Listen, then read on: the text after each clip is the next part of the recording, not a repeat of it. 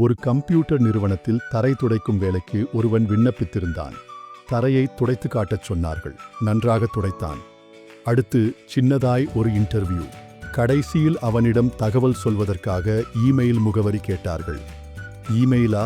எனக்கு email, internet எல்லாம் தெரியாதே என்றான் துடைக்க வந்தவன்.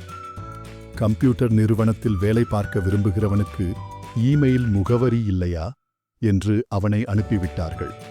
வேலை இல்லை என்றதும் அவனுக்கு என்ன செய்வது என்று தெரியவில்லை. கையில் 10 ரூபாய் இருந்தது. அதைக் கொண்டு மார்க்கெட்டில் வெங்காயம் வாங்கினான். பக்கத்து குடியிருப்பு பகுதியில் கூவி கூவி விற்றான். 10 ரூபாய் லாபம் கிடைத்தது. மீண்டும் வெங்காயம், மீண்டும் விற்பனை. இப்படியே கொஞ்சம் கொஞ்சமாய் விற்று சில வருடங்களில் பெரிய வெங்காய வியாபாரி ஆகிவிட்டார். இந்த சூழ்நிலையில் ஒரு வங்கிக் கணக்கு திறப்பு சம்பந்தமாக ஒரு வங்கி ஊழியர் அவரிடம் பேச வந்திருந்தார். அவருடைய இமெயில் முகவரி கேட்டார்.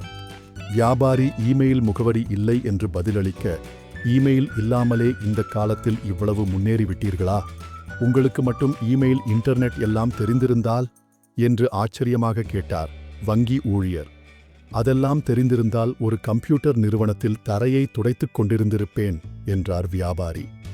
வாய்ப்புகள் விலகும்போது கவலைப்படாதே, எல்லாம் நன்மைக்கே என்று எண்ணி தொடர்ந்து முயற்சி செய்தால் மிகப்பெரிய வெற்றி உனக்காக காத்திருக்கும்.